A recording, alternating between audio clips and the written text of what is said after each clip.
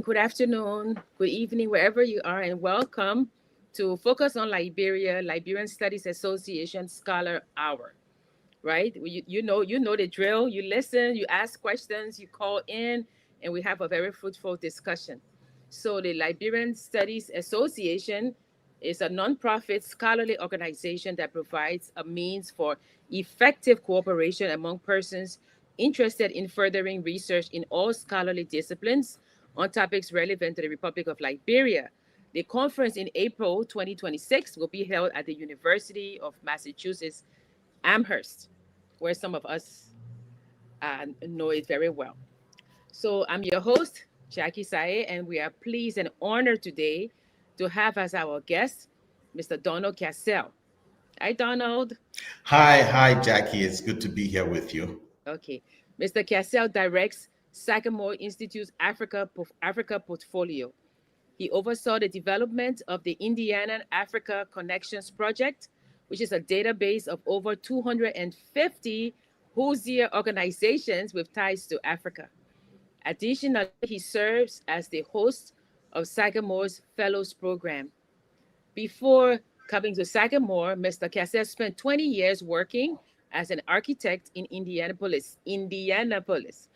He graduated from Wentworth Institute of Technology in Boston, Massachusetts, and he also studied at Reformed Presbyterian Theological Seminary in Pittsburgh, Pennsylvania, where he received his Master's of Divinity.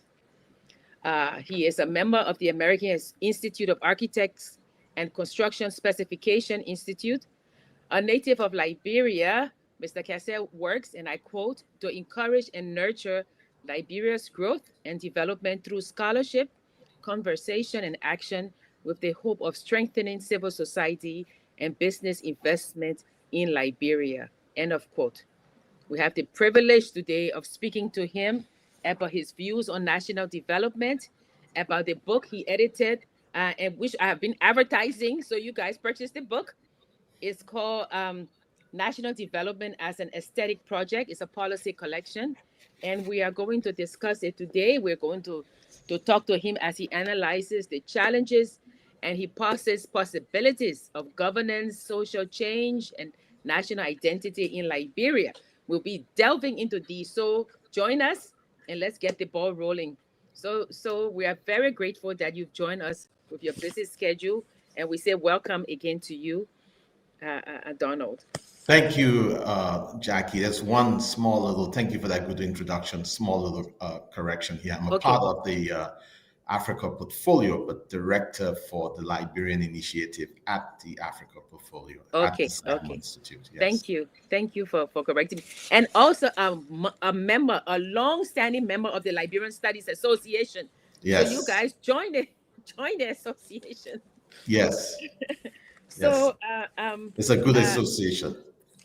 we were sad that we had some technical difficulties and we couldn't have you on last time. So today we're going to delve into it. And first, we want to talk a little bit about um your the introduction. I guess I made some notes, and I think one of the things that got me when you had there, and I quote, I like this quote. You say, Liberia is a conundrum wrapped in complexity and stuffed inside a paradox. Yes. End of quote. Yeah, that was very interesting. But in the I think I took introduction, that quote from Mrs. Ellen Selly's Johnson book. Sirleaf. Yeah, Yes. yeah, yeah. But I was really interested in the introduction because you say, and I'm quoting some pieces of the book. You wrote that the more you study and reflect, the more you appreciate how little Liberia has been understood and how little Liberians understand Liberia. Could you Yes. explain a little bit about that? Oh, I think it's a fairly complex country. It's a small little country. It always reminds me. I read a piece one time dealing with my favorite subject, Lee Kuan Yew of Singapore, Mhm. and in his book from third world to first world, I think, just the complexity of dealing in that small city state.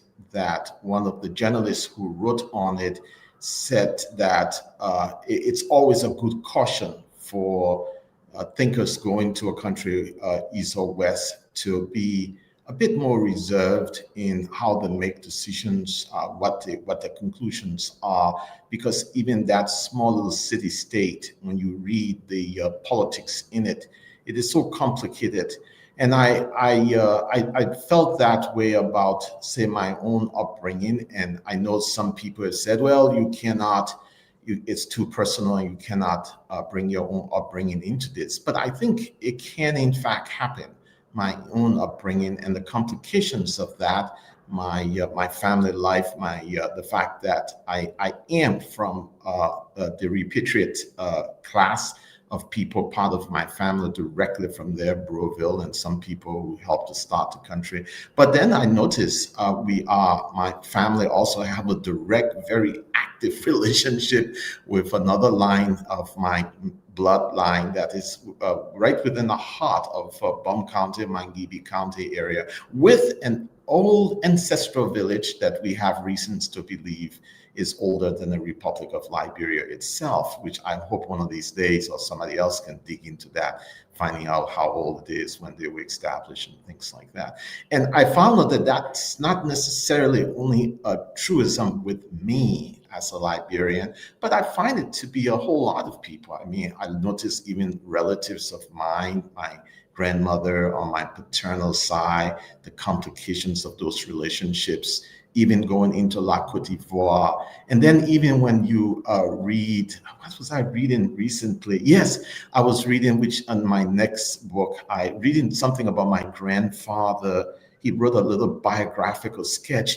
And we're talking about the turn of the last century. And I cannot believe how much back and forth movement was between Liberia and Ghana, that he went there to learn goldsmithing work and then came back to work in Monrovia and all of that.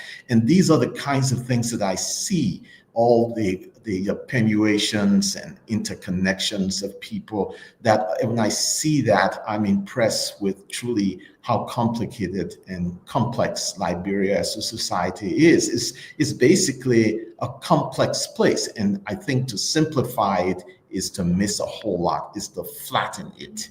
So, yeah. Yeah. I like the book because as I was reading the book, it was like almost a chronology. So I would read and you talk about, oh, I got down from the plane and your late mother picked you up and you're Yeah. thinking, how come the lights, there are no lights and this, and then all of a sudden there's 2017. So you're all also looking at the evolution of Liberia Yes. through your Yes. eyes. It was very Yes. interesting, the layout of the book.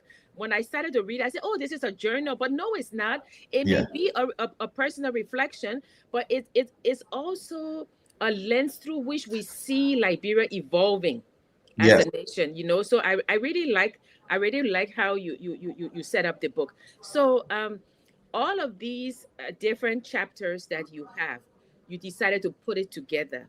And what you've explained some, but what was the primary motivation for saying, you know what, we need now to have national development as an aesthetic project, and I'm going to put these collection together as a policy collection? What was the motivation for that? That's very good. Very good question.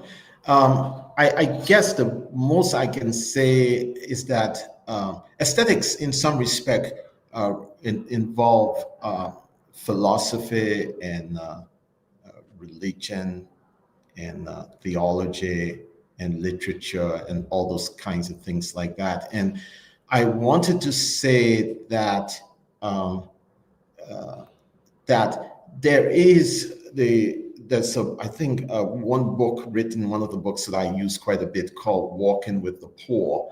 And the assumption in a text like that is that in terms of national development, it's not only it does not have only to do with construction of things. So the road that is needed here, and I do talk about roads. I'm an architect, so do talk about roads and building and all those kinds of stuff. They are very important things. But what I was trying to get us to appreciate, that behind all of that, there must be a more sophisticated and much more thoroughly developed philosophical religious, cultural commitment to those kinds of ideas, so that it creates for a stronger society. And some of the struggles we have in working with our development partners, I'm not sure they always appreciate that, though they themselves cannot escape it. It's just that the people we are working with are looking at only where they are now and not where they have been, and all the things that have led to their development at this level. But when you deal with some of the people in Asia, again, Singapore being an example, the prime minister clearly appreciated the force of culture in developing these kinds of things. So I wanted us in talking about it as an aesthetic project for us to not necessarily get away from the focus of building the roads and the transportation system and develop the economy, but also realize that to really grow a state, we needed much more than that. I think somebody wrote a book, and actually the title may be better than the book itself, and when they said that statecraft or soulcraft is statecraft, or statecraft is soulcraft. And in some respect, that is where I'm getting at, that these things have a rich philosophical foundation, and we must not rush to just build these modern structures. We must intend them in some respect, but at least in terms of making a distinction, because we can't wait to develop these philosophical assumptions and then build. We have to do these things together. But in terms of the order of importance will insist on we start with rich philosophical reflection about what we want as a state, and then continue to build in that vein. So yeah, that was why I wrote that. That was my thinking, to try to interject that necessary element to statecraft or development, national development. Yeah. Thank you. And in at the beginning of the book, you talk about all the mistaken narratives, about Liberia and about the Yes. misconceptions. So tell us, what are some of the biggest misconceptions about Liberia, and how does this hinder the advancement of the nation? Well, I guess what I thought the part of the struggle we went through the last 40 years or so had to do with a distinction, driving too hard on a class distinction between a certain group of Liberians and another group of Liberians. Like, I think sometimes the distinction between the repatriates and the patriots were pressed too hard, and the destruction. I think, I'm not sure anybody will disagree with that now, but because of the amount of destruction that have occurred within the country, but I think that distinction was pressed so hard as to neglect all of the examples of those two people working together to build a state, and all that their interpermutation, the way they have mixed and matched with each other's over the years, that sometimes you can almost mix up the two and not know the difference in many cases. And so I think that way of thinking flattens the Liberian situation, make it two-dimensional, and takes away from its remarkable complexity and the simplicity, the oversimplicity of the state structure. It comes about that it leads to the kind of destruction that we had.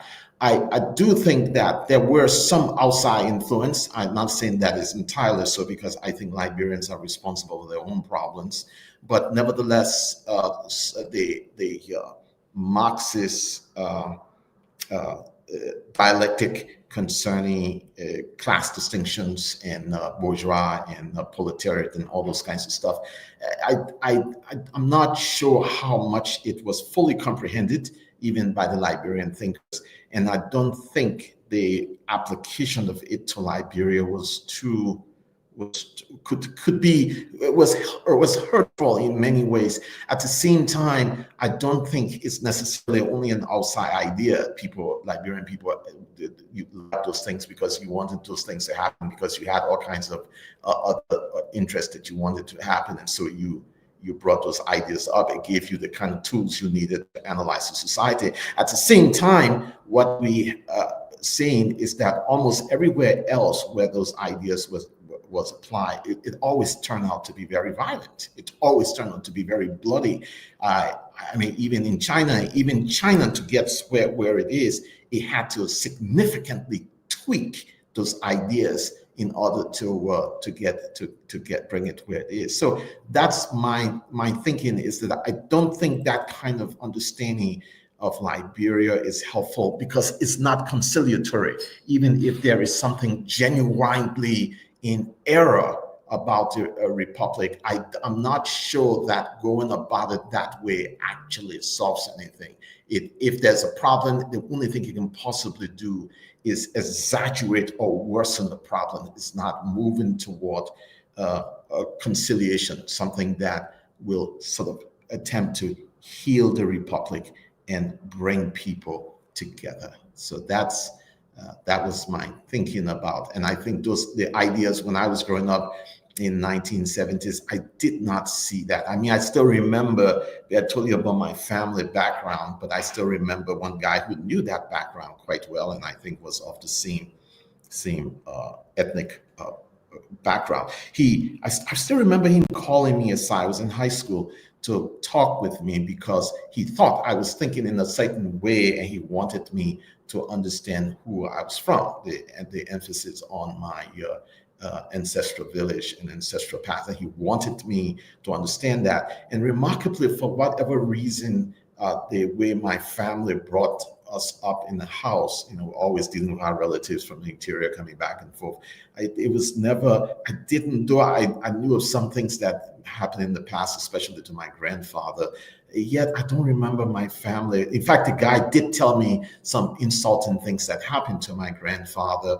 And I had to go and ask my mother, is this true? She said, yes. And I was thinking that they didn't think it important to tell me those things. And I suspect they thought of it as a negative experience that is best dealt with otherwise, that we as a family were not going to build our lives on those negative experiences, but we're going to focus on more positive things, the stuff that he did as a goldsmith, the life that he lived, the heritage that he left us, both spiritually and materially, and the fact that he was quite happy to be in Liberia. So that's I don't know whether that answers your question. Yeah, when I was reading the book again, I will put it up so people can see the book. So get your copy of the book and you can read it. It's National Development as an Aesthetic Project, a Policy Collection. And Donald L. Cassell Jr. is the editor of the book, and we have him today talking to us about Liberia. Yeah, when I was reading the introduction in that part, I never thought of the fact that this settler and indigenous could be the separation or the division could be a self-fulfilling prophecy. Yes. If you dwell on it so much, that is what you're going to live. Yes. But if you look at the things that bind us instead of the Yes. things that divide us, that could be the new narrative going forward, that we are one Yes. people. Yes. Last week when we were here, we were discussing Zambia, because I just came from Zambia, and I was telling them that Zambia, they always say one nation, one people, one nation, one Yes. Zambia. And the different groups got together because of colonialism, and they fought. So there was this cohesion. They coalesce around this one enemy, you Yeah. know. But I guess from your book, Liberia's enemy is this narrative that we keep perpetuating. Yes. Is this thing that will continue to divide us if we do not look within it and say, oh, even if we were divided, but when the bigger powers like Britain and France, when they tried to take our territory, we came together. Yes. So Yes. there's this thing that brings us Precisely. together. Yes, Yes. yeah. It was very interesting reading your book. Honestly, Donna, I was like, oh, and I made lots of notes. So Very good. Thank you. forgive me if we jump back and forth because I have a One lot. of the things that I wanted to say quickly in terms of that coming together, the thing to keep in mind, we as Liberians, we are not unique in our history. I mean, of course, all history in some respect are really unique, but there's a sense in which many people in the world have experienced these same things before and have come together.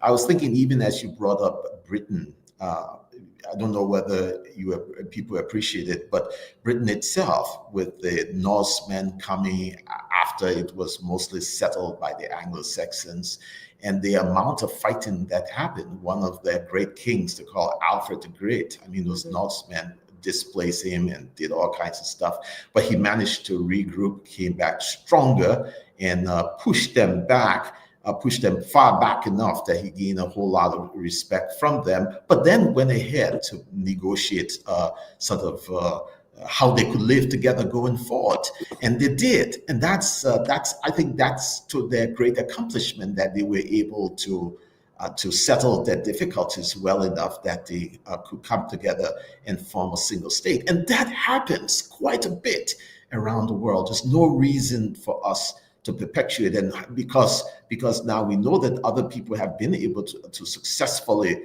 do this thing, we can learn from their success and build on that. Yeah. And one of the things you said in the book, and I laugh because I also say this, is that, you know, Liberia's situation and its founding is unique to us. But if you look at other countries in the world, they went through the same thing. Yes, yes, yes. yes. But they're able to overcome whatever Yes. divisions they had. So yeah, I really like that.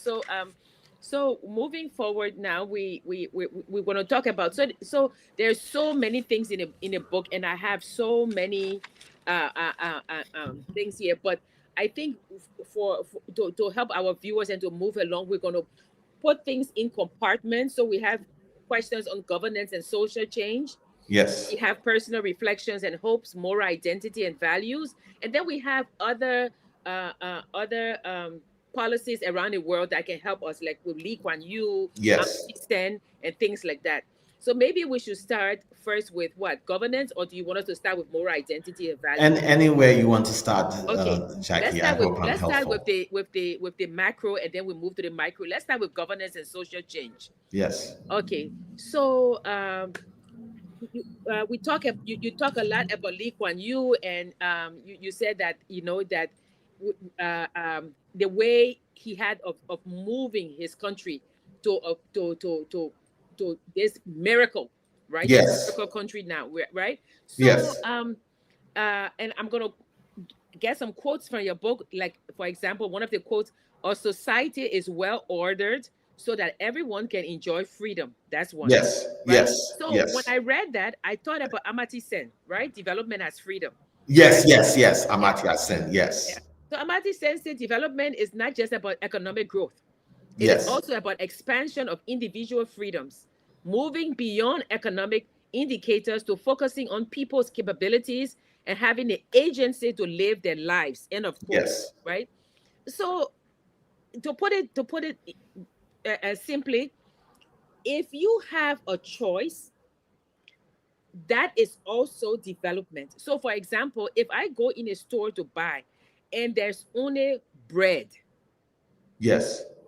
But if I had bread or rice or croissant, that's also development, because development is giving me the freedom of choice.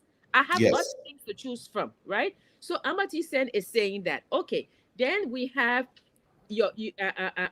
one of those that you really admire, Lee Kuan Yew, right? Yeah. And he says, I'm going to quote again. He says, or maybe as you say, a good leader is an efficient manager. Yeah. It is the extraordinary leader who is attuned to the unpleasant truths about their own society, unpleasant truths that need correcting. Yes. Okay, so tell us a little bit, because when I was reading Lee Kuan Yew, I mean, I know him. I was reading, and I was like, oh, Liberia needs a dictator. So tell me, so tell me how Liberia can emulate, right? Yes. Singapore, or development as freedom in India. How what is the most basic thing we can start with to say this is where we can begin for Yeah. governance and social change? Yes, those are very good questions. One is that I don't think I know sometimes Western commentators have referred to Lee Kuan Yew as a dictator or a brilliant dictator and all that kind of stuff like that. You have to appreciate Chinese tradition and what they call the sage kings to Okay. be able to appreciate what Lee Kuan Yew did there. And the question, I think, what we can make, and if I'm not mistaken, I think even the Greeks made the distinction between who is a dictator and who is a legitimate king. So you can make that distinction. And dictators, the general thing about dictators is that they are often concerned about themselves and they're concerned about no one else. So long they can provide security and other wealth and riches for themselves, that would be the case. But a genuine leader is concerned about the well-being of the society. And so I think Lee Kuan Yew fits that position. But you also have the place of a strong leader. And you can have a strong leader within a democracy. I think the British Prime Minister, Mrs. Margaret Thatcher. That's one of the reasons why they do call her an Iron Lady. She was fairly strong. She was a fairly strong leader, and the British as a whole, the various prime ministers, Churchill and others, have shown themselves to be really quite competent and very strong leaders. And that is the case even for the United States. You just have to understand the constitutional order that you work in and what the limits that order impose upon you and how to maneuver within that order. I think and I do use Abraham Lincoln in my leadership workshop that I conduct on a yearly basis in Liberia. One of the things that the leadership work I use him is to show the strength a strong leader within the constitutional order. So you can in fact get that. The question has a whole lot to do with character and all of that. Now, going back to where you want to focus on, there's some strategic things you need to focus on. I think one time at the Liberian Studies Association, somebody asked me almost the same question, and I'm saying that if you become an executive, like a president of the country, Liberia, or something like that, the executive branch you have, you can use it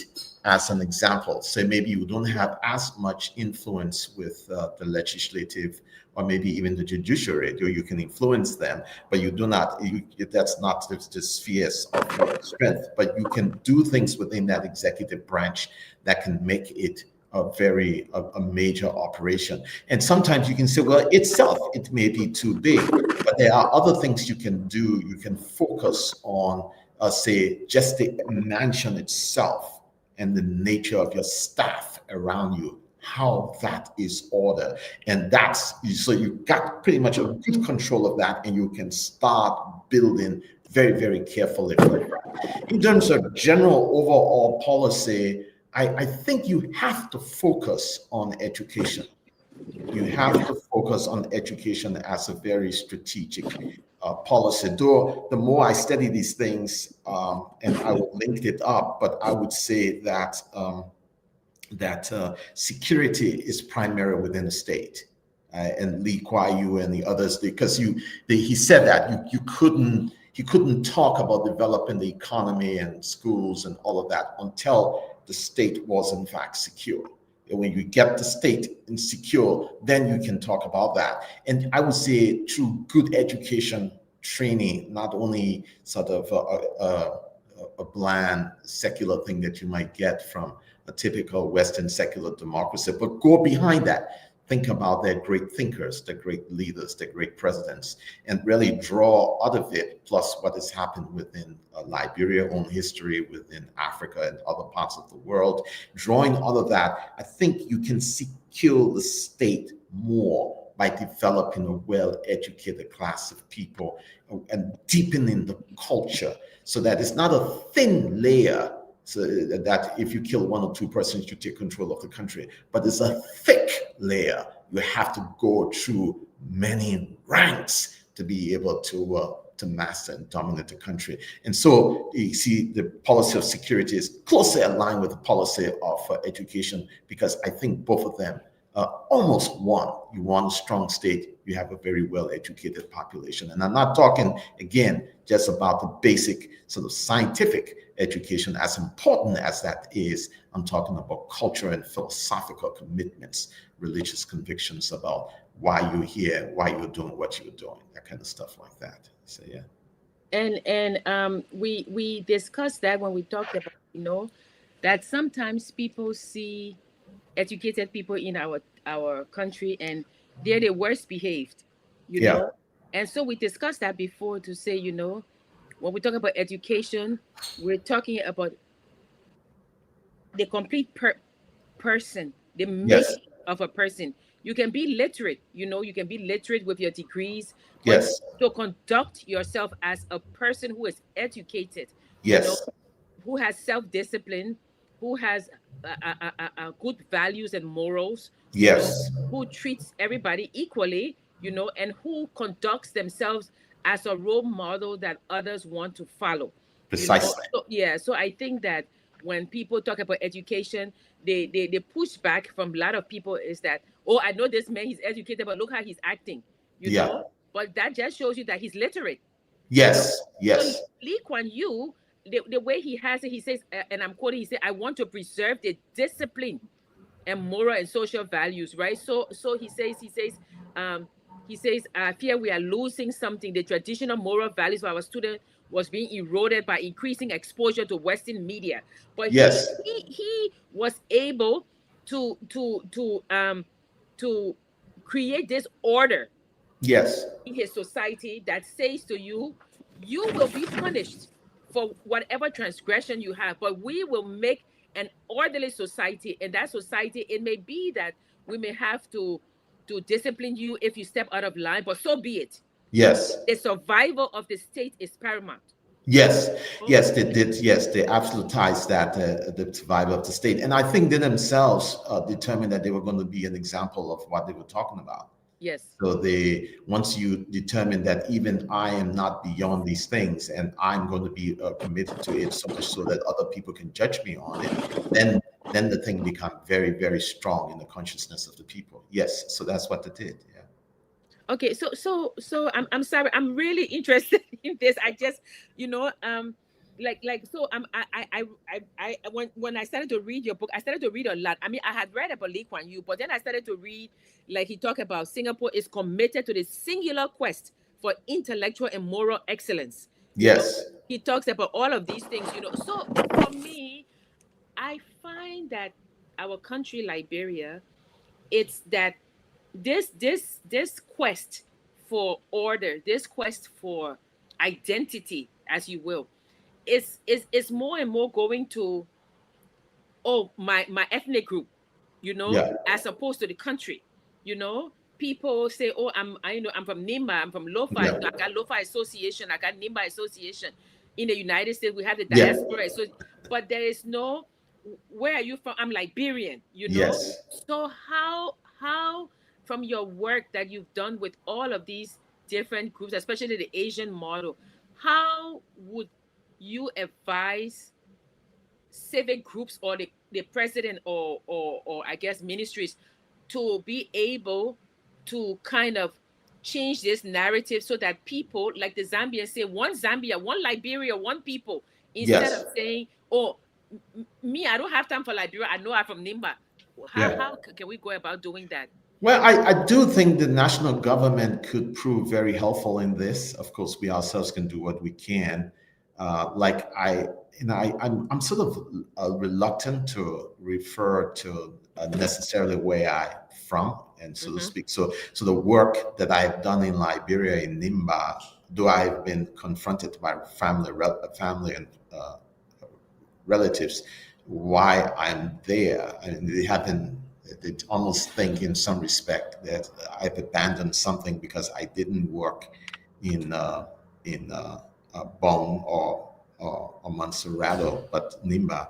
And the reason why I did that, I didn't pick it simply because I wanted to be different. I picked it because I happened to meet some Liberian people and we care about the same things. And those people were from Nimba. And so they were doing work there that they invited me to do it. And so I joined them, and that's how it came about. Because I felt, yes, this may not be Bong or Montserrat, but these are Liberian people I'm affecting. And so that is a good thing to do. So that's one thing one can do in one's personal life. But I do think there should be a very carefully constructed national policy and national narrative around that. Even maybe a day set aside for unification, Liberianism, and things like that. And maybe July 26th can be doubled upon. I know not lots of Liberians do, in fact, enjoy that day, and maybe that day can be used to discuss more extensively or do many events that talk about all the different things that we have in common, rather than only emphasizing our differences and stress the fact that there's one country here. I mean, when you think about Singapore, I mean, that's someone. I've just read a book that one of the scholars wrote about the developing of the country, and that the whole business of state and nation. That was one of the things that they focus on it in a very detailed way, develop policies around uniting the people in the country and giving them a high focus on how to look at the country as one group of people, because during the time of the British, they were part of the British Empire, and then they were from different places, from India, from China, from the Malay Peninsula there. And so once the British left and all the crises that developed with Malaysia, that you were then left with this small island with all these disparate people in it. And the question was, how do we bring these people together? And there was a whole lot of structural policies. And the policies was not only developed on an intellectual level, but lots of different things were done to fuse the people together. You didn't want people living apart. You wanted people to mix with each other.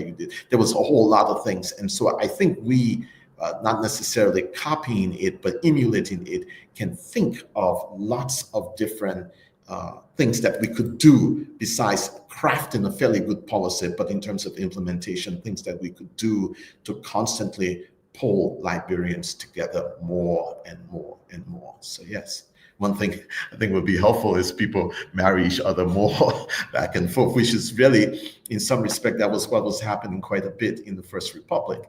There was a whole lot of intermarriage, and that's the nature of my family life. Lots of intermarriage got me where I am today. So, yeah. Yeah, one of the things that they did in Tanzania, besides the introduction of Swahili and making everybody speak Swahili, is that Julius Nyerere, what he did was that he went to different towns, right? And he would say, okay, I will build a school, I will build a well. Yes. But you guys have to, like half of the population would have to move and go to this other town so you guys Yes. can live together. And when they said Yeah. no water was going there, no school was going there, so he forced the people to live together. So of course Yes. you get to Tanzania, everybody speaking Swahili, and Yeah. it's ujuma everywhere. And Yeah. then we have another concept of the Ubuntu, right? Desmond Tutu explained that, I in fact, it's interesting that some of the different groups in South Africa, when you greet them in the morning, they in their language, what it says is, it's not good morning, it says I see you, Yes. Yes. and Yes. I That's see you impressive. as a Yes. human being, Yes. I Yes. acknowledge you as a human Yes. being. So Yes. Yes. Ubuntu is I am because you are. Yes. So Yes. this collective Yes. good that we have, right? Yes. But I think that I know that you're not a political person, but I feel like half of our people in Liberia, our officials, use division to solidify power. So yeah. So what they say is, oh, I'm from this group, and this group is powerful. It has a larger population. I'm going to play them. So instead of instead of making the public see, oh, this man is corrupt or he's not doing something, they say, oh no, they are against me because I'm from this group. Then of course the group Yes. identifies with him. So it is our leaders, our politicians, who in effect create this division, or not create but intensify these Yes. divisions. Yeah. Yeah. You know, it's really remarkable. There is the literature is growing now that even the whole business of tribes and whatnot have developed in the context of the modern state, have Yeah. intensified more, and it's intensified more because of the economic price that is held up in the state. And so if you become a part of a group, the impression I get is that then you have more bargaining power. You can get more for the group that you're part of and for yourself. And so this has intensified the whole business of tribes and whatnot. And then there's a good anthropologist. I haven't read too much of his work, and only here and there, but he worked in Liberia. Desavedo, I think is his name. Yeah, that's Ibedo. Yes, that's Avedo. I've heard some good things about him. I do think that we should work, hopefully, to collate his work one of these days. I know there are a series of articles in all kinds of different magazines, including Liberian Studies Journal, but I think we'll bring it together. One of the things that I get from that, and I'm not sure whether I'm right here, so I want to be careful, but in his studies, he shows how that kind of tribal division was not as intense as Liberia, as it is now in Liberia, and there were a whole lot. The boundaries were very, very porous, where people were always going and coming, and there were always ways to include the others into your community life, and something like that would be helpful for us to talk about. And so yes, the politicians are doing this in many ways, maybe leading this. That is a criticism running all over Africa, but I think also when the academics, the scholars and whatnot, change the narrative, somehow I think it affects the overall national policy and whatnot. Because where we are is not only because of the politics. I mean, there were too many people within academia that emphasized those traditions and took great pride in them. And I think it then became something that a politician could then use.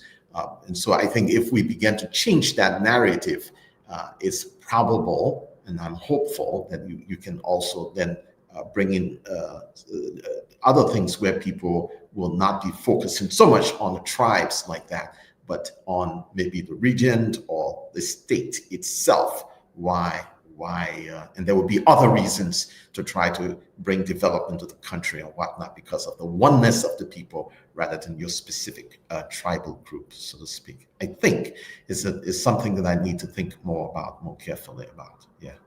In your book, you talk about the Center of Excellence. Yes, right? yes, So this team that share facility on an entity that provides leadership, best practices, research support for focus area. Are you guys touching on this also?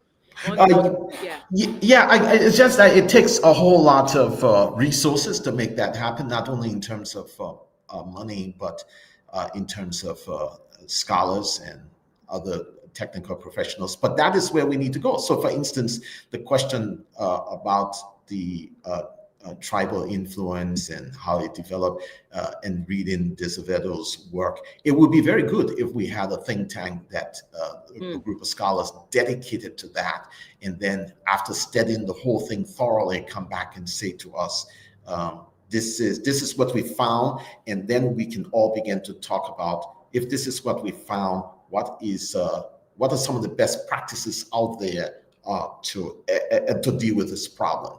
And that's, I think, a center of excellence will be very helpful like that. And it seemed to me a think tank, really, a think tank could be established that can do things like that. And you do have that example, of course, here in the United States, but you have that example in Singapore, where they were, before they made decisions, to try to study it as carefully as they could. I mean, even the prime minister and his officials were constantly reading books on trying to understand what the complexities were of that matter that they were dealing with and things like that. So scholarship, knowledge is a Yes. part of how you run a state. And I'm not sure it's only because the state is modern. I think even when you look at the best ancient polities, whether it be ancient China with the Mandarins or the Greeks and whatnot, or the Romans, almost always you always had that group of thinkers that are part of that, trying to give the leaders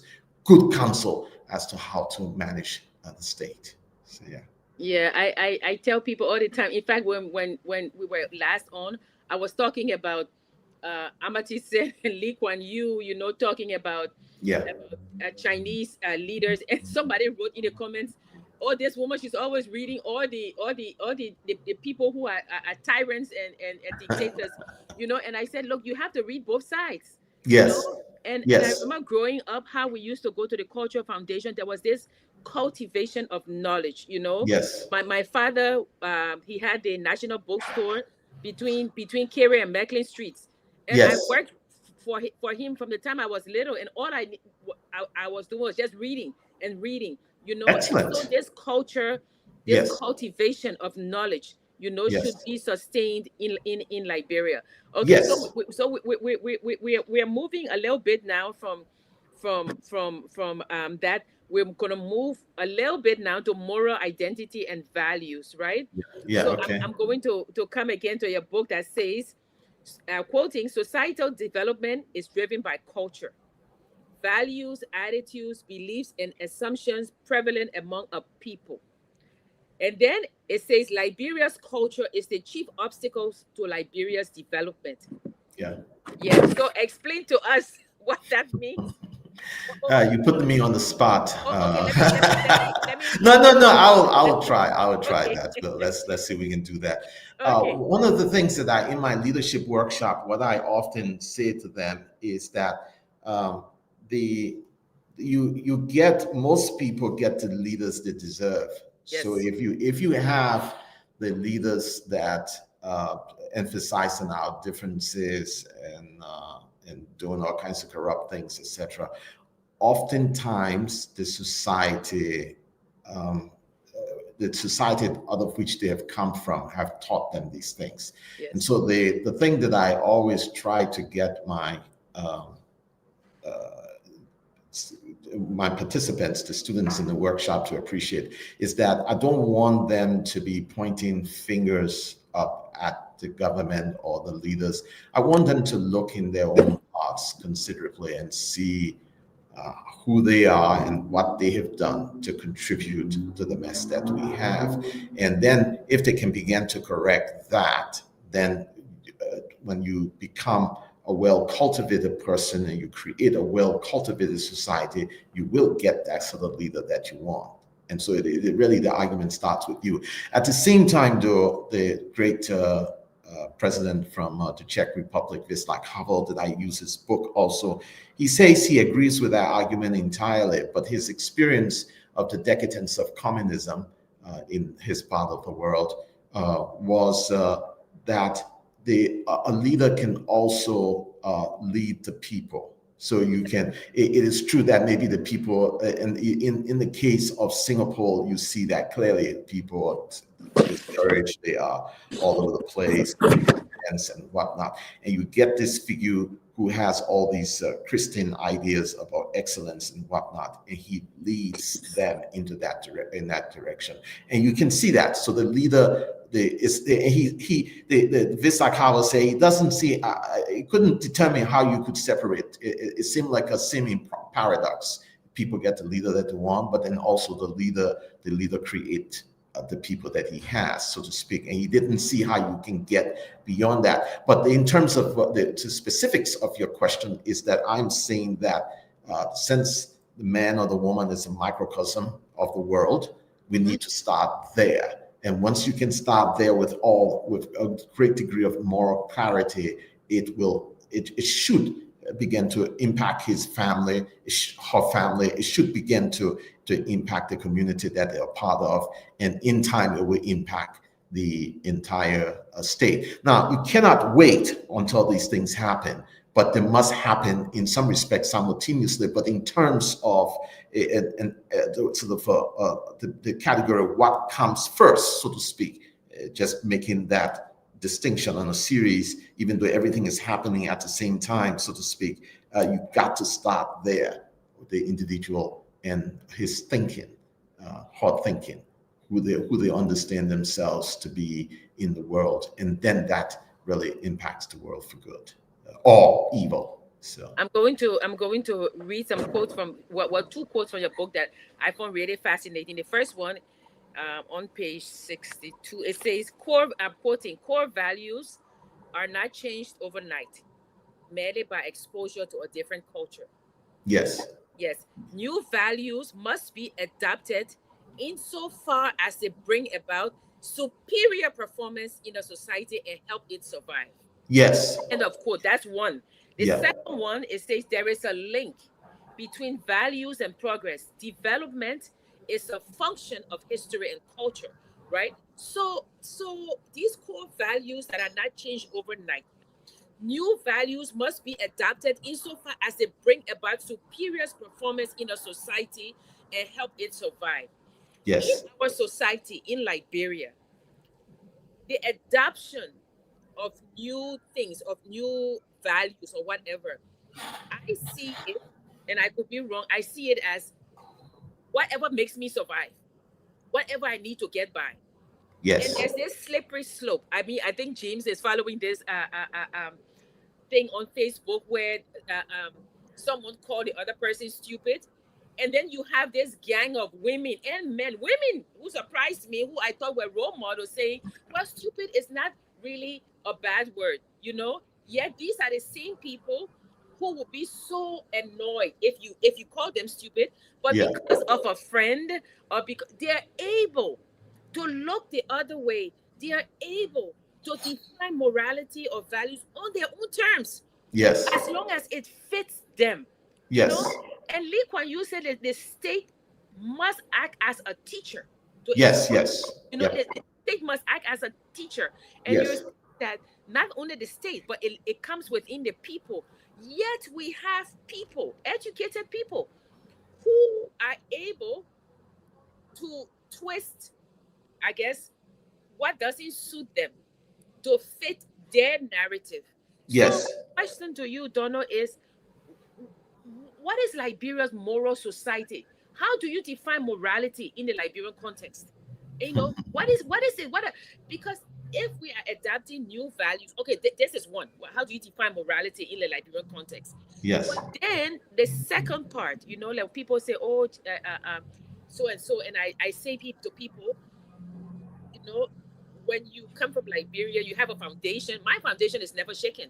You know, I may adapt something that will help me, but yes, I would never question the way I was brought up. It seems as if, and this is just me, that we are so quick to adapt, you know, adapt or adapt yes, the bad elements of another culture. Or it's in the, yes, it got to be good. Oh, the West say we should dress like this, we should say these things. It got to be good, you know. And yes.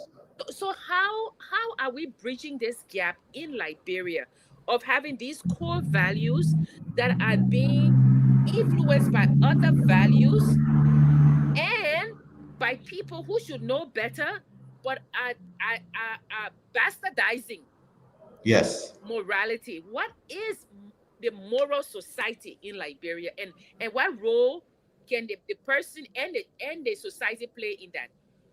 Well, I think the 26 day address this year, I was impressed that he touched the church quite a bit. And so I work with a small uh, college in Yekepa. It's a small ABC university, and one of the teachers there, who is I think he teaches New Testament Greek or something like that. One of the things that I challenge him of, I say, if you have 85% of the people uh, calling themselves Christian, and yet you have such a corrupt society. Yes. I said to him, I said, I'm not saying that the people are not, uh, they bear some responsibilities, as we have just gotten through this. But what I'm suggesting also is that we are we who consider ourselves teachers within the church are as much responsible, because the question is that if we are teachers in the church, then why are these people who go to our churches every day the way they are? And so I think the 26-day address seemed to begin to put that onus on the teachers in the church. But you can also have it more generally within a secular environment, or even within the smaller Islamic community, the imams to that. But you can also have it with the philosophical traditions. What are we doing, we who say we are leaders in Liberia? What are we doing that are affecting the people like this so negatively?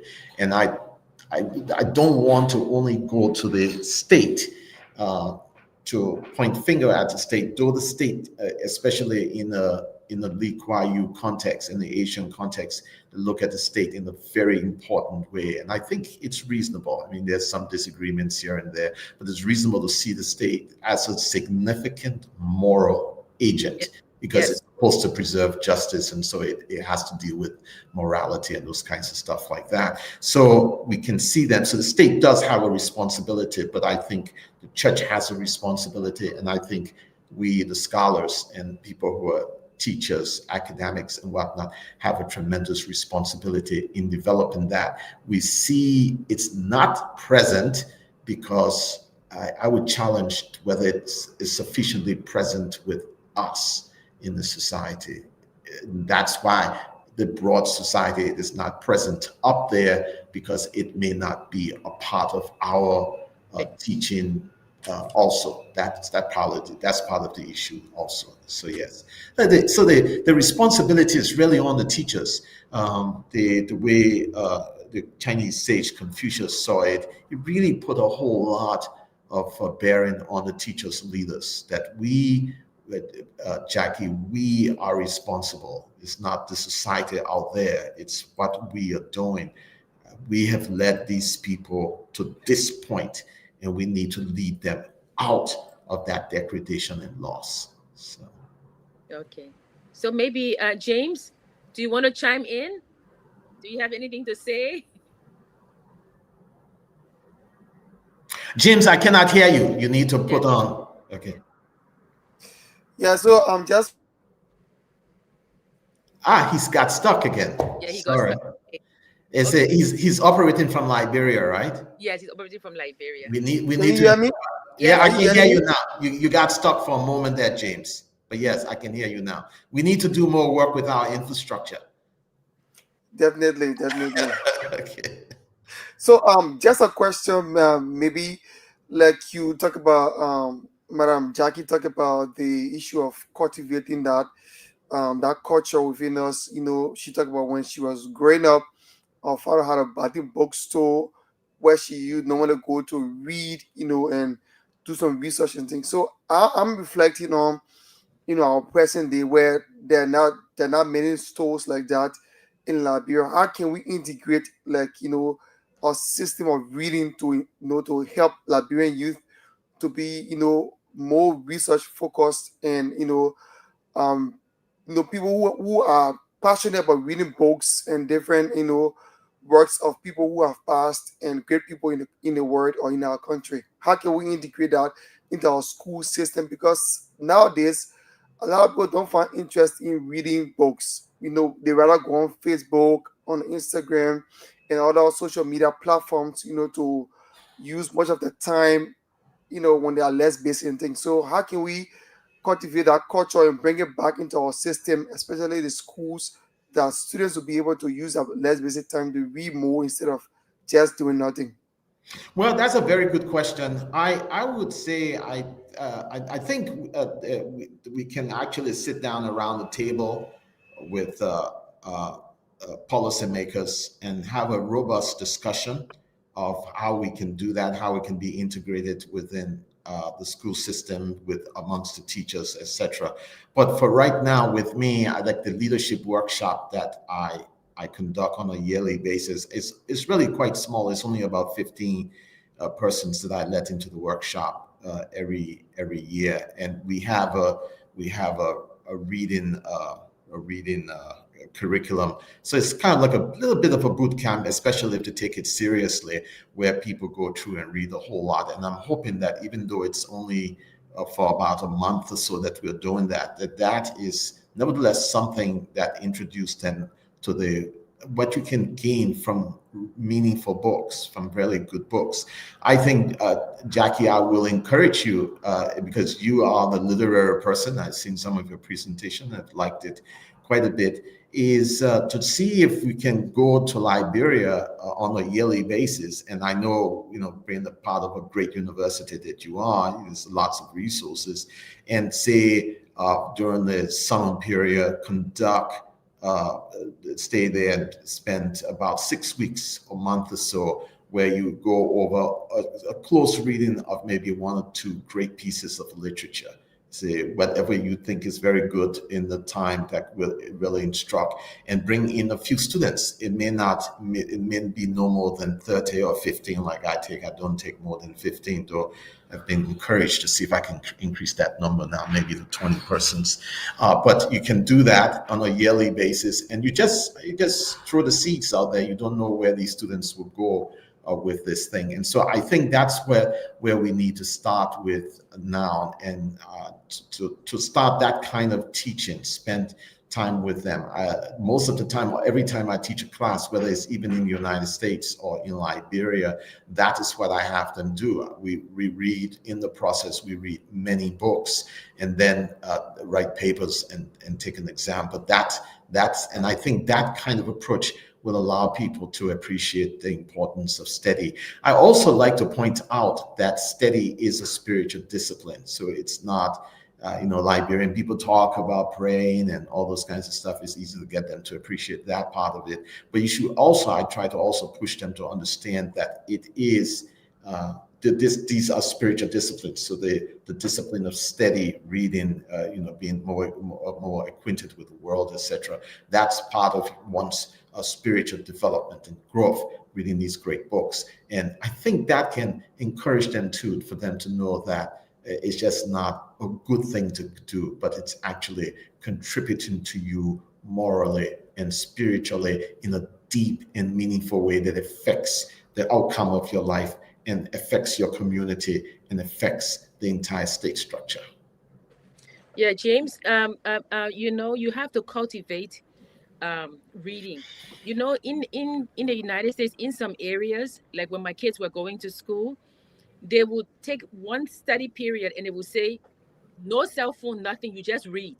That Yeah. 1 hour, students are just reading. And another thing also is that now parents are busy. Kids come home and they say, oh yes, the cell phone. They don't want to be bothered, you know. But reading actually is like one of the best things. You can travel while you're reading. Yes. I mean, my father's bookstore was a magical place for me. Yes. But also, I like that word, magical. yeah, it was Because a that's magical the place. richness of Yeah, reading. It's a yeah. magical thing. But James, another thing is also that, remember when we talk about culture and we say that it should lift the country to a more superior place? When Liberians be like, oh, the people doing their thing in the West. Do you know, James, that Australia has banned mobile phones for all their students in public schools? Yes. So Australia has done it. Other countries are following because they want the students to listen. Yeah. You tell Liberians, they will say, oh, in America, they're doing it. But here's a Western, country or Yes. continent, Yes. and saying, look, just like AI, some elements of AI, we don't want cell phones in our public schools, right? So now you have the students reading, you have the students cultivating knowledge. When I took my daughter to Liberia with her friend, they were curled up reading. And the woman who was cooking for us, you know what she asked us, James? She asked me, she said, oh, your children got homework? And I said, no. She said, but they homework. Why they reading? Why they reading if they don't have homework? I have taken books to Liberia and I practically just given it to people, Yes. and Yeah. the library should be a place you can go there and read. And I agree with you, James, and I agree with Donald. But you see, we have Patricia Wesley who goes there to do a poetry workshop, right? We Yeah. had the literary hour for almost 2 years. Professor Moses Nangme and I will sit, get a book, discuss the book. And I am Yes. telling you, the reason why we stopped, every week we had to read a book, we had to discuss the book, and there will be two-person listening, sometimes three. Ah. But you go on gossip shows and you have 3,000 people, So no, no, no, no, Donald, I Yes. listened Yes. yesterday to somebody from our university, and they said education is losing its importance. The people, citizens, are not seeing the importance of education. And Yes. that is why they are voting for people who will say, I will destroy the university, I will destroy the Ministry of Education, I will Yeah. destroy this. Because if you told me I'm Yeah. going to destroy this, and I will never vote for you because I know I love education.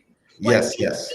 people are saying, "Oh, I don't care if you're going to vote to destroy the education, I'm going to vote for you," it shows that they don't have trust in Yes. education any longer.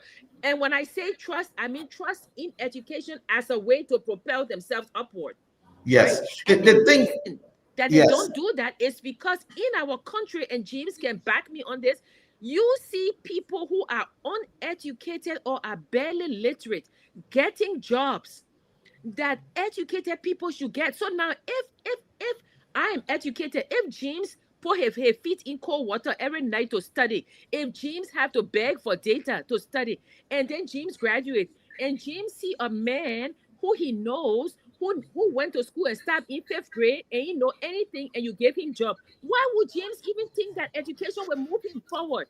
I agree, Why? except Jackie, the thing to think about is that firstly, knowledge is power. It's one thing to keep in mind. And so no matter what, even if you have temporarily all sorts of ignorant people running the world, so Genghis Khan and his group take over, they cannot maintain their empire. They cannot build it up because they're really ignorant people. And the only way they would do anything other than that is that they have to begin to talk to the scholars and the others, culture makers, to be able to stabilize the empire. That's just it. Then the other thing again that needs to be understood. So knowledge is power, or knowledge is steady is a spiritual discipline.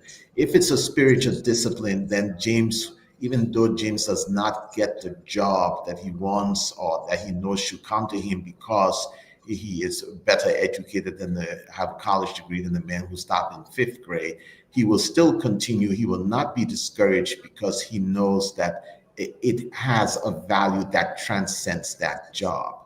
It's a spiritual is a spiritual importance, and so you do that because you yourself are developing. And so that's the kind of appreciation I want them to have, like the Liberian people to have. That, I mean, if you think about a culture like a Jewish culture, Orthodox Jew, or even secular ones that have a long tradition of learning, with all of the horrible things that they have suffered back and forth, the degradation, the humiliation, etc.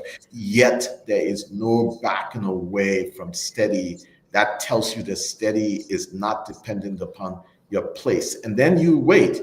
You continue to do your study. When things get better in human society and they begin to appreciate the place of the learned man or woman, those kinds of people will flourish again and again. So that's how I think we should look at it and share it with them. I enjoy. I mean, Jackie, I will encourage you, like the lady who goes there on a yearly basis to introduce a portrait workshop. It can be real fun working with these young people, going through these books, showing them that, because maybe in many ways we'll not be able to see the stuff that we want to see. It will be hard to see that. We're at the sort of the latter half of our lives now, even though we still have a whole lot of strength and life in us, but we're at the latter half of our lives. But you go to university and you work with all of these very young people, introducing them to great literature. That's a great future. You just don't know where they will take it. And so even if it's only 30 persons or 20 persons you're working with on a yearly basis, that is still meaningful because they will take it much more important places than we could have ever been able to get it there. But we've done our duty. We pass on the knowledge that we have to them. So yeah. Okay, James, some of the countries that have banned cell phone in schools: Italy, the Netherlands, France, Sweden, China, Russia, South Korea, the United Kingdom, Denmark, Finland, and Uganda. You see, they Yes. ban cell phones in schools because then the student is there to learn. And yeah, when Yes. after school, you can go do whatever you want, but your attention should be devoted to your studies. Okay, and Yes. James, do we have any callers? I have not announced the numbers yet to open the lines, so I can do now. Then I'm sure we're gonna have people. Okay. Yeah, We while you're have announcing the 15 number, more minutes. yeah, while you're announcing it, I will ask Donna one more question, and that is: are there particular Liberian traditions or community practices that you believe embodies the nation's moral character that can keep us together? Are there any Well, practices? that's very good. I think we have, in spite of all the troubles we've had in the past, I do think we have a fairly well developed sense of community, and we have a fairly well developed sense of family and family life. Okay. And I'm not saying that we have not exploited that for evil. I mean, we talk about some of the ways we have misused it here, but that is an advantage that we I think what the theologian said. He says that one of the ideas of being created in the image of God is the capacity for relationship. And I think Liberian people, like many other African people, but Liberian people I'm thinking about, really do have a very rich capacity for relationship. And I think we should build on that. That's a whole lot. I think we should do all kinds of things to cultivate it and develop it and grow it and do all kinds of stuff with it. Yeah. Yeah, I mean, we only touch the surface of your book because you have things about the land tenure policy, you have Yes. things about the agricultural policy, and these are things that we really need to delve into. So I hope we can have you back again because I'm reading the book and I'm writing. I'm like, whoa, you talk about some of the Sorry, I'm having. I came to this place thinking it was very quiet, and then we have an that's what you emergency. said. You said Yes. go to somewhere quiet, and I was like, what is that noise? I know it's the fire brigade coming Oh, behind here, yeah, that's so emergency that's yeah. vehicles. Yes, we can set up another time if you want to talk about Yeah, it. Yes, I had lots of people help me with my research, yeah. so that's why I say edited because lots of researchers helped me compile that over about 10 years. I used to publish. I think you remember a small newsletter journal. I used to publish Yes, that. And yes. so lots of the stuff in that book comes from that newsletter journal that I put together in the book and publish it. I don't publish a newsletter journal anymore, but there's reasons. Sometimes I wonder if I shouldn't go back to it. But then I've been writing a whole lot of stuff for the Liberian Studies Journal for the publishing through that medium also. So yeah. Yeah, the first time I met James and I was really impressed because we're discussing Liberia and all these problems, and Anthony C asked James, what kind of hope do you have for Liberia? And James, this young guy said, I have hope. Yeah. Liberia will rise, and I Yeah. was I thought about that one time I had, because I come to Liberia every year, and one day I went down waterside, and it was very funny because I had spoken to a friend of mine who had come on a Fulbright with me and we're discussing. And he kept saying, I said, oh, I've been at this university so long, I can retire. I don't have to look for a job. And he said to me, don't come back. Or he said, you stay right there, don't come back. But then I went down waterside. I went to buy some lapas to bring. And there was this trader, this woman selling lapa, and I was talking to her, and I said, sister, every time I come to Liberia, I cry when I get to the airport because I just miss home so much. And she said to me, sister, we are here and we are living. Yeah. We here, so come home. So I'm thinking now, okay, this woman who doesn't have anything, she doesn't have a lot. And she's telling me she's suffering, but she's saying Yeah. I should come home. And you have this deputy minister who is enjoying, and the man is telling me don't come home. So when James said I have hope, I felt renewed. I was like, wow, this young man is saying he has hope. And Anthony said, what kind of hope do you have? And James said, don't forget, the young people we are learning, we are being Yes. exposed, Yes. and we will create the Liberia we want. Yes. So James, that Yes. really moved me when I heard that. And listening to Donald, I'm like, I know I usually send boxes of books, and now I'm like, oh, I send boxes of books, but maybe I should follow the boxes and go Yes. home and because I mean, we are all from Tottenham College. We all graduated from UL. So Donald, Yes. what gives you hope? James can before you answer that, what gives you hope? James can just call the number one time. Yeah,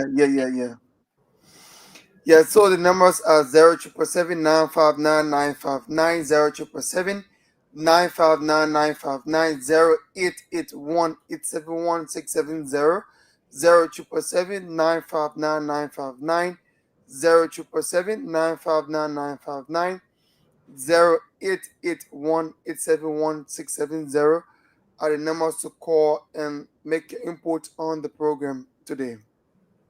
Okay, and while we are waiting for them, we're going to get Donald telling us what gives him hope about Liberia. Well, one of the thing is that I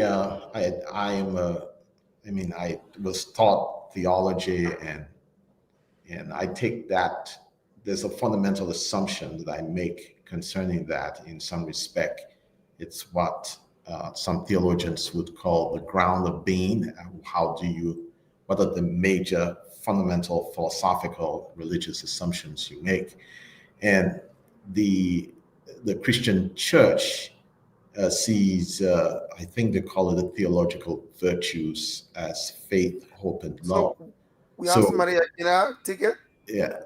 Um, So let Donald, do you want to hold on 1 second? okay. Okay, this question is for you, Donald. Welcome. Hello. Yeah, hello. Your live, please go ahead. Welcome. Yeah, my name is Arthur Waweli. I am the country representative of the PLO Lumumba Foundation in Liberia. I'm a Pan-Africanist. Okay. I believe in my country. And the discussion is very good. These are classical discussions that we should be having for the foremost of our country. I believe in my mind that Liberia has almost 22 years to be 200 years in 2047. And this generation of project, I believe the young people of this country who are in the early 20s, some of them find it very challenging. But I know that there will come a time there will be a kind of new awakening. And that time, among them, there will be a leader who will, move from analog. Because the major problem we have in this country is that majority of our leaders are still analog, and they are leading a digital generation. How can an analog person lead a digital generation? It's not possible. So we just need to continue to motivate the young people. We who have platforms, let's try to give them hope for the forward march of our country.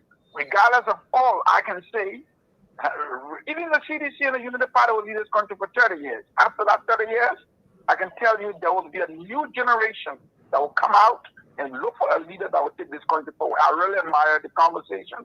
Some of these are the kind of discussions we want to have. Thank you very much for the show. Thank you so kindly. Keep following. Thank you. Okay. Okay, so 07779599590 9599590 881 are the numbers to call, and let's hear from you. Okay, we're going to listen to Donald again about hope. Yes, and I was saying that coming out of that Christian tradition, the theological virtues are faith, hope, and love, and so hope is a virtue. You practice it like you practice chastity or faithfulness to your spouse, or the discipline of study. You practice hope. So some theologians have said, even when it's the darkest night, you still remain hopeful. that God will yet act in this place and bring about a great good. And so, because of that, that's how I think about the world. And so, I'm not discouraged about Liberia. In fact, my next book, the third book, I've entitled it "Love Knows No Necessity: Notes on Liberia." Hopefully, maybe next year I can publish it. But that is one of the things that I'm thinking about. Is that basically that title expressed that I'm continually hopeful that the experiment in statecraft that began 1847 continues, and we are still moving, taking that career to try to understand our responsibility, how to develop a state so that all of us can benefit from that state. Yeah. So go ahead, Jackie. No, I was going to say that I too have hope in Liberia. I Yeah, have hope in the young people, but yeah, I see that one of the things that should be cultivated is this patriotism and volunteerism. I think that people should volunteer. I told people that when I was at the girls' dorm, my mother was the matron of the dorm, and we used to clean the dorm. So when I see people protesting, yes, they should protest because they deserve better. But why don't you also be a solution instead of always agitating? Make some precisely. changes. Yes, Clean the university. Say, you know what? Okay, the university is an eyesore. Maybe we need to clean it up. Maybe yeah, we need this. How can we help you to write grants? How can yes, we do this that you can help us?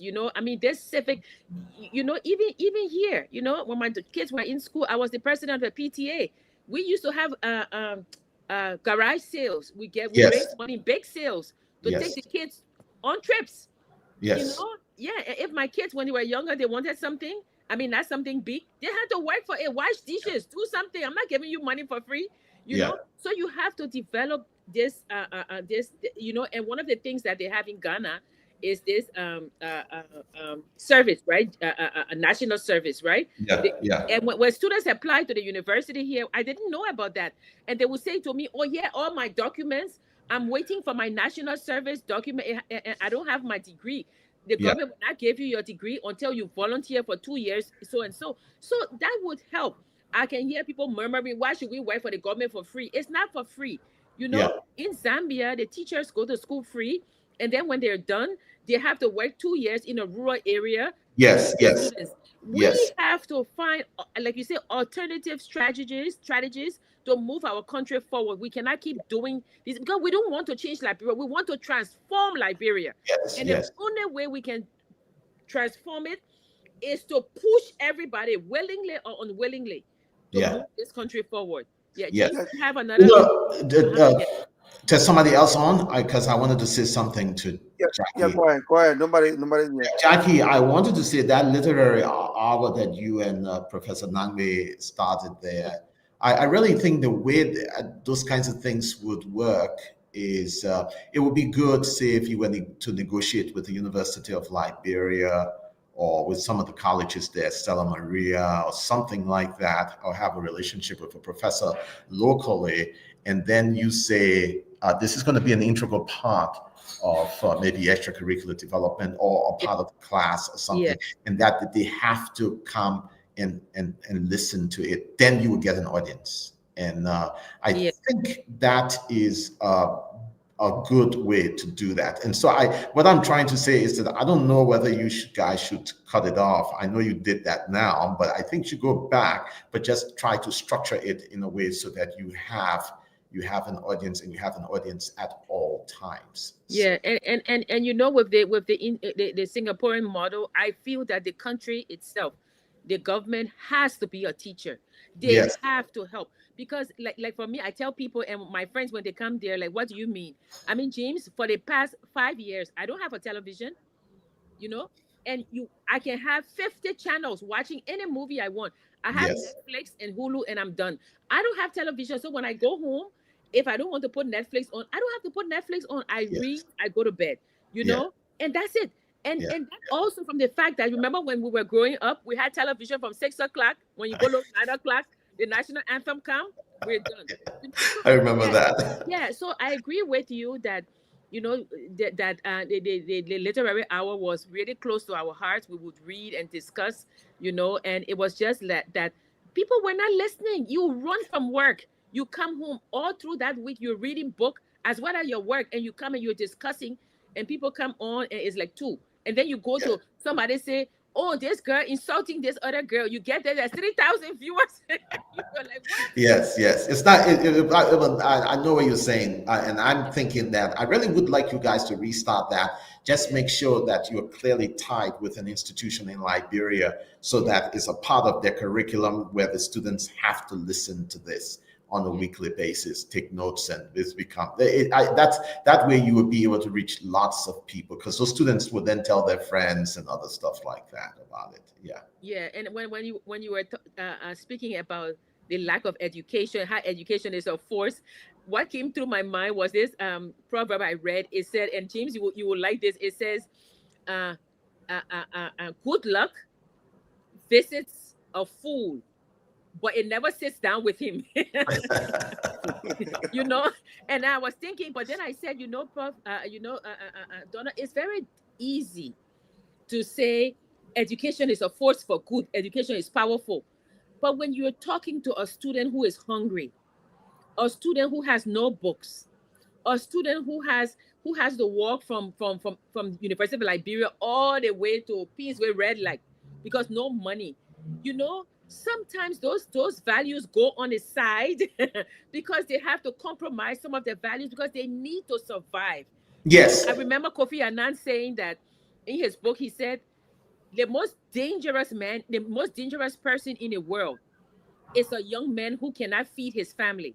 He comes Yes. home every day, the wife crying, the baby crying. He comes home every day. One day there will be nothing he will not do to feed his Yes. family. And Yes. that's why our country needs an enabling environment. If you look at my Facebook, I know Yeah. you don't have a Facebook, but what I posted on my Facebook today were young people dancing, running, and to celebrate the Zambian president. Why? Don't forget, this Zambian president was Yeah. jailed 5 times. Yeah. He ran for power. He ran 5 times. He was defeated. The president before him said there will never be a Tonga president in state house. This man, he's the richest man. He was a shepherd. He was a cattle herder, Yeah. right? Mining the cattle, and he started to grow. And now he is the largest beef. He has the largest beef company exporting beef all over the world. He is the richest man in Zambia, but the most humble man. But Yeah. they put him in jail so many times. He ran 5 times in Liberia. They will say, "Oh, but they job now for you. You got no other job. You just running for president." But he's there, and this Like man, what like he's like moving Tipote, like what Zambia. is there Tipote? Yeah, what this man is moving, free education. You go to the place, I mean, they get free food. The sugar that they make, because they have the brown sugar in Yes. Masabuka.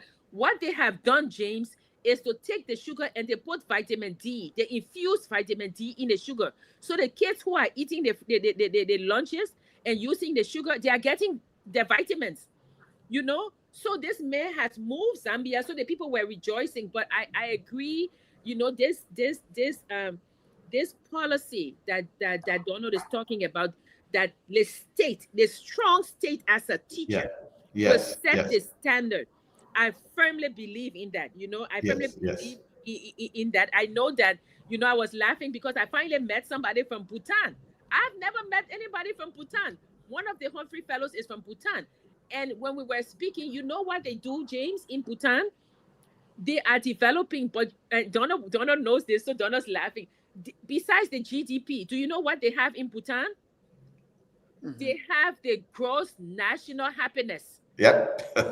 So they say we are being developed, but developed for what end? We are developed. So what we're going to do, we're going to look at education, health, good governance. So while we are modern, we are improving life. We want to know whether the people are happy, because not just development, but gross national happiness. Yes. Yes. You know, Yes. Yes.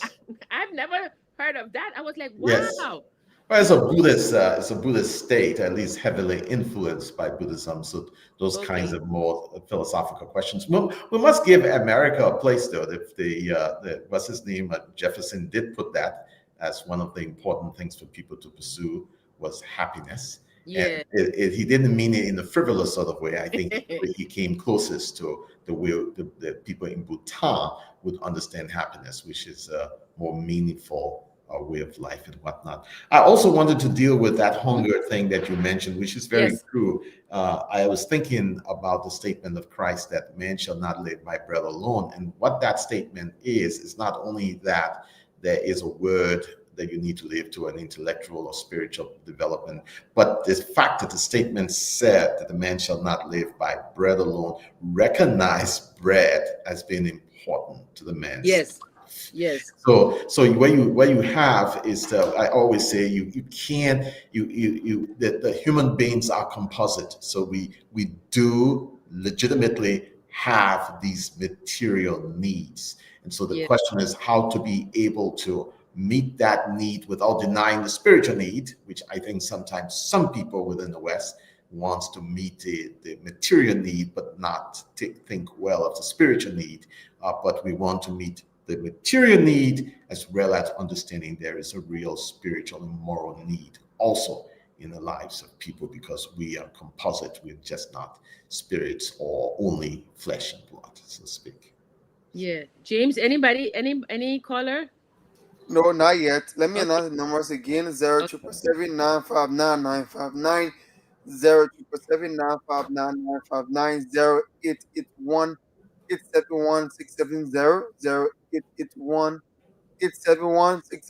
are the numbers to call and let's hear from you. 077 959 959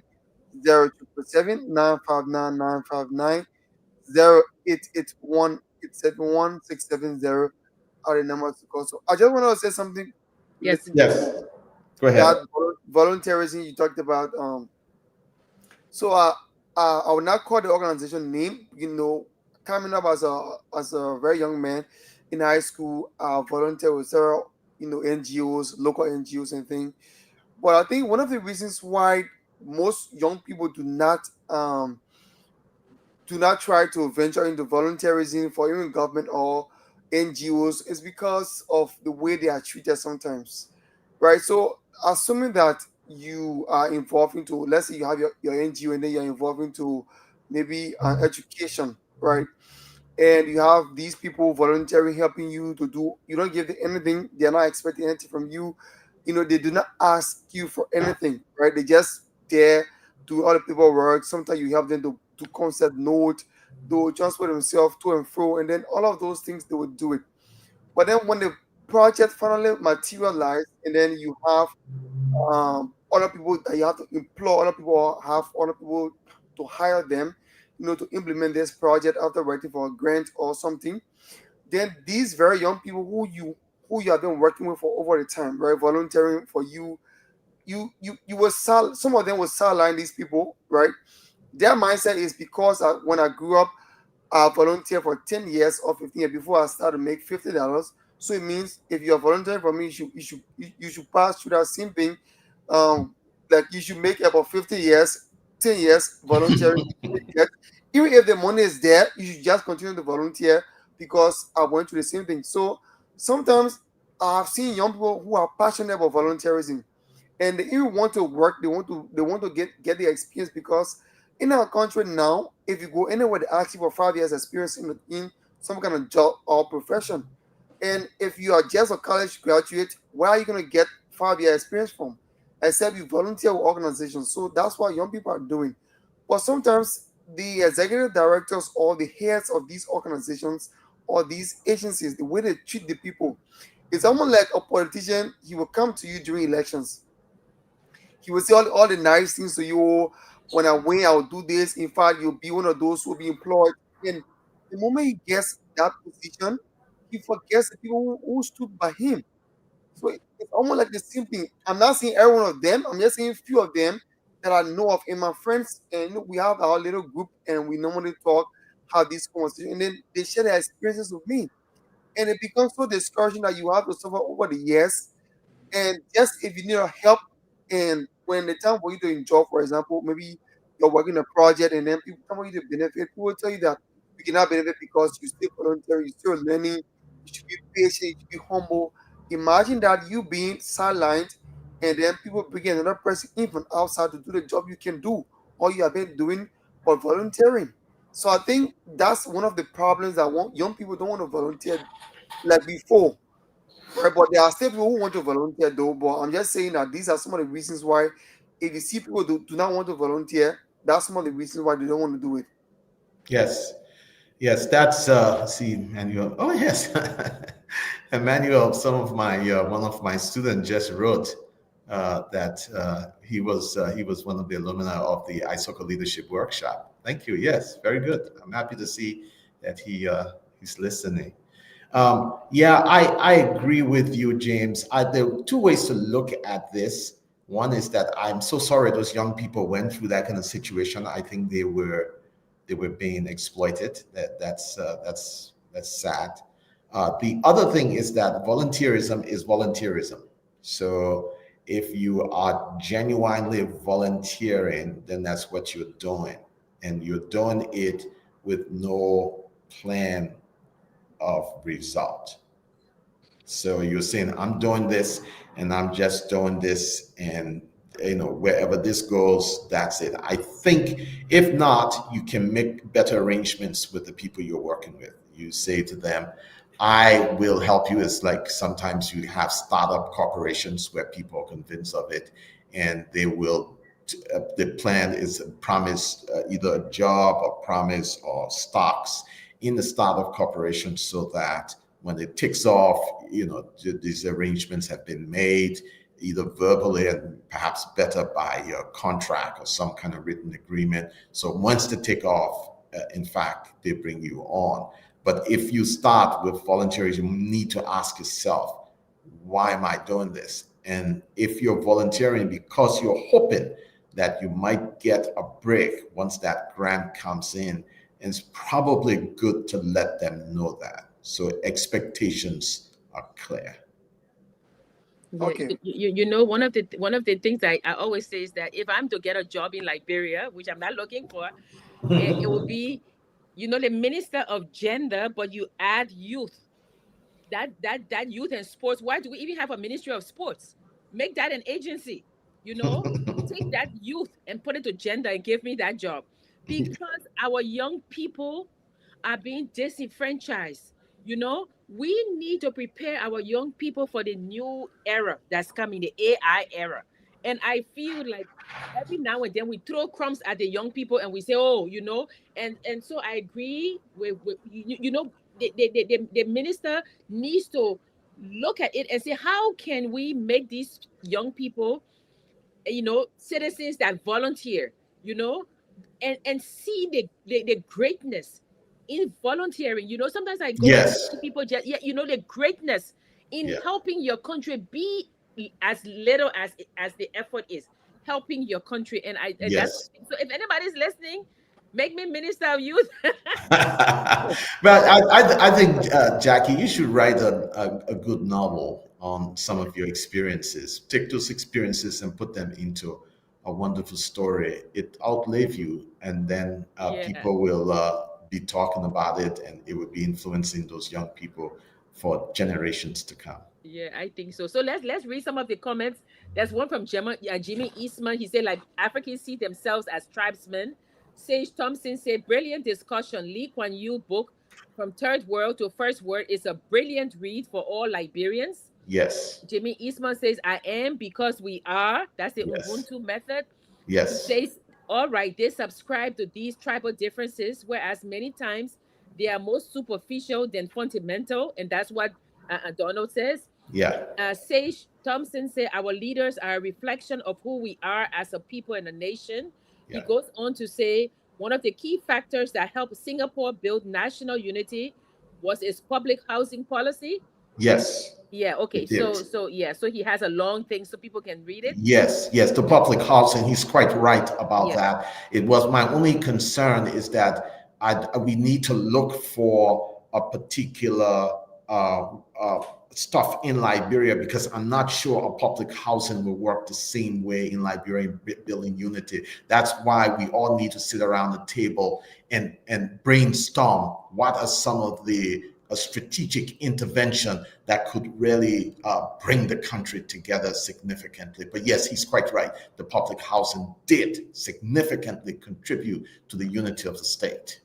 Yeah, and Jimmy Eastman says there has to be an intentional cognitive change in the minds of Liberians to embrace citizenship as opposed to tribe.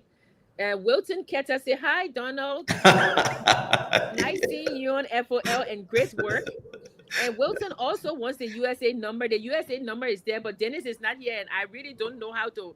I'm sorry, but I don't know how to work it. But The USA number is it's going around. You can see it. Yes, it's. yeah. But when you call, I don't know who's going to. Oh, pick it up. Okay, I'm sorry about So that. William Wulu said the Liberian Civil Rights Movement official spokesman is watching live from Upper Caldwell, Monrovia, Liberia. Good evening. Okay, very good, very good. So yeah, people from Liberia they do listen. So yes. So I think we've. I mean, I know it's 2 hours, but I think we've gone. We've done well. People have listened. Yes. And I would advise you to please. I think the book is online. You can get it online. National Development. I'll bring it closer. National Development as an Aesthetic Project or Policy Collection is right here. You can see. Oh, okay, I think we have a caller here. I do also have a copy of several copies in Liberia at De La Casa Hotel. Hello? So can we take this call? Welcome. Yes, we can take that call. Yeah, I'm okay. Gentlemen, where do you call from? Yeah, I'm Janje, Chokom Janje, I call from Central Monrovia. Okay, please go ahead. Yeah, this is my first time tuning to this program, and I love the discussion. I love the way people, proceeding, identifying issues that are affecting our society, those solutions or recommendations, that are needed to help, transform or change our attitude. I think if people are talking about Australia, the Netherlands, other countries, putting stop to students having access to phone, doing classes and what have you, and there is a reason for which it was done. I think the performance of students, they were able to observe the output of students declining in terms of performance and what have you. Yes. And these are some of the same things that we experience in our country. That is why for me, with my kids and what have you, from between Monday to Friday, once school opening, they come from school, I tell them, say, no study, no watching show, no movie and what have you until Friday, maybe Friday, Saturday. Yeah. They go to the study after the study hour and thing, they watch the movie. But I'm kind of training there, training them with the habit of staying focused with the lesson and what have you. Mm-hmm. Once they come from school, once I come from my hustle, I come home by 7 and you all take bath and come. I will teach them up to 10 o'clock, 9, 10 o'clock, and they go to bed. So we need to develop those ideas, our children or our child focus, in terms of education, what have you. So as they go about reaching a certain stage, and in the 11th grade, between 11th to 12th grade, 12th grade in the studies, they will be able to have that sense of belonging, that they will be able to study, but they say independently, before going to college and what have you. So I thank you guys very much. I will follow the program and thank you. Thank you so much. I really like this, man. Thank you so much. That's what we used to do when we were younger. If we don't wash the dishes, we don't do this. No TV. And the TV at that time, that was just one show. People have to earn.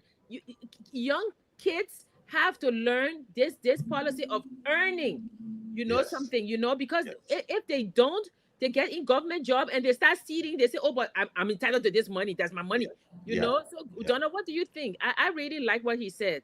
Yes. Oh, yes. I agree with him entirely. That's how I tried to bring my own children up when they were much younger. And I noticed that because you kept everything for the weekend and they were working toward that, it really made it a bit of a celebration. Everybody was excited, and I got good movies for them to see. Good something like some of the great Japanese, I think one Princess Marinoki, or something like that. And everybody, and they all, now that they're grown and out of the house, they all remember those times so well. So I concur with him entirely. And spending time with them, teaching them. Yes, I read lots of books with them. I introduced to them Lord of the Rings, and it's so impactful that even now Yeah. they still go over it and many over and over again, and still until now we always in contact with each other through WhatsApp and other thing messengers, and I'm always sending books to them, and they're sending books to me, articles and whatnot for Yes. us to read Yes. and keep in mind. Yes, yeah, I It- agree. yeah, it is what your book says, studying culture and getting the things that can uplift the culture. I remember one time I went to Liberia, and believe it or not, I was driving and I went to park, and this woman came to park, and the meter maid came and said, "Oh, to park here is $2 or whatever." And this woman started to insult. I can't park in my own country. So I asked her, I said, "In America, don't you pay for parking?" Yes, It's sometimes we go home yes, and then we put the way we walk, it's yes, like the word is ours, and then we start poking fun as the yes, same values that brought us up. Look at that other man, what he doing. In America we do this. There is nobody so loud like yes, a Liberian going home for Christmas and and just turning his or her nose up at the yes, values that people have. And you see, sometimes our people back home, they are very quiet. They be like, "Oh, but they meant for America. Let me take it." Why should you take it? If you know right from wrong, do you think that because that man crossed the ocean, he's right? But yeah, that is what I'm saying, to be able to assess, because there are families here in this United States who are very hard on their children. Very, yes, yes, they yes, are hard on their children. yes, yes, And you sit there and say, "Oh, the people say we can't punish our children." They say, "Don't yeah, beat your children," yeah, because people yeah, can beat their children. But yeah, I yeah, punish my kids. yeah, I yeah, told them, "You will not do this, you will not yeah, do that," and I punish them by withholding things. And I'll give you yeah, one example, James.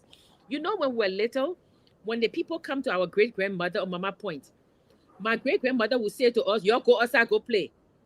Because the discussion that they are yes, yes, discussing is not for our ears, yeah, True, because true. we might hear something and we might go and say it outside, but it's not for us.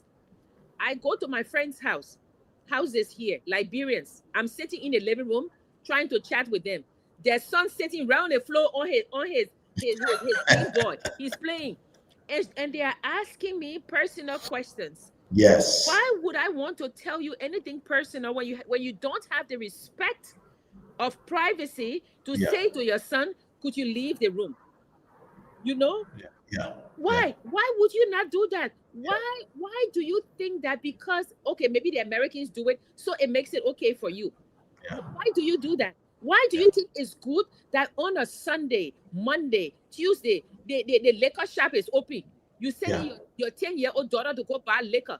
yeah, Even in America, in New York, you cannot buy alcohol before 12 o'clock. yeah, yeah, Eh? yeah, But in Liberia, you go 8 o'clock in the morning, you hear the music, you hear people drinking. What's that? yeah, yeah, Eh? What yeah, is that we are aspiring to as a people? yeah. So anyway, that's my tirade. Well, we called to be teachers to show people a different path. I think those who come from the United States and still behave in an aggressive kind of way, that's some of why maybe people are not valuing education, because they expect the person who is educated to do something better, and yet you have all these degrees and professional titles, and you are not doing something better. And so because of that, they pull away. And part of the problem is the way the education has been acquired. It's acquired within a secular environment that has put very little emphasis on that full moral development and growth. And Yes. so you just take that back home with you and cause lots of problems. But what we want to focus on is solutions, and Yes. that's So, why I wrote the book that I did, and the life that we live. And that's why I'm encouraging you, besides sending those books home, is really, I've seen your presentation. It's been wonderful as a literary scholar. Go back and have that 30-person class or that 20-person class, or like me, that 15-person's class, teaching those young people. You just never know where it will end up. You never know. so I want to say thank you, Donna. I mean, it has been insightful, delightful, educational. I could continue talking forever, but I want to tell you, thank you for giving us your time, for Pleasure. writing this book, and for having giving us the opportunity to talk to you, to learn from you. We are very, very grateful for My it. pleasure. And I My also, pleasure. I know it's late, but I want to say thank you to you, Donald. Yes, my pleasure. My Yes. pleasure. Thank you. It's a pleasure for you to have me here. It's an honor, and I'm grateful for that. Look forward to seeing you in person at the Liberian Studies Association next year, spring in Massachusetts. That would be a Yeah, pleasure. Also. I'll be there. And James, I know it's late. Want to say thank you to you. You're always, so insightful in joining the conversation and giving us a youthful perspective. I want to say thank you. We pray God's guidance on you. Let Him take you safely to your home tonight. you know. And as always, we say to our people, whether you diaspora, whether you indigenous, whether you repatriated, we are all one people, and it behoves us Yes. to Yes. always remember that we have to remember that we are all one people, and Yes. that we are all Liberians. And now, like I always say to everybody, uh, so I have to look at this. We have to play the song, Yeah. but my computer Yeah, is not. just before that, I'd like to thank you too. This is a very insightful discussion aside from the politics that we normally talk on the radio. People get politics early in the morning, get up politics, and but today was just a little shift of the discussion, and I feel inspired by the discussion with Mr. Cassell. So I look forward to doing more of this. And like you said, when you're coming back to maybe for that initiative with reading or engaging youth, once I'm available, I mean, we can work together on that. I myself too would like to get involved into initiative like that to at least impact my life and help others too as well. So thank you, Yes. Mr. Cassell, and I look forward to learning from you more. Thank you. Thank you, James. Okay. I look forward to meeting you when I'm in Liberia next year, by God's grace. Sure, Okay. definitely. And it says we are all Liberians. That's a song. I can't find the song because Dennis is not here. I don't know how to play it, but we are all Liberians. So please look at your brother as your brother. Look at your sister as your sister. And if you don't take anything from Donald's discussion, take one thing. Do not magnify what divides us. You Yes. know, focus on what unites us as a people. Yes. That a Yes. country that was not expected to survive. Yes. Yes. So take Yes. that from us, and I will say good night, God bless, and thank you again, Donald. And I'm going to end the stream now. Yes. Good night, Thank you. James. Okay. Pleasure. Bye bye.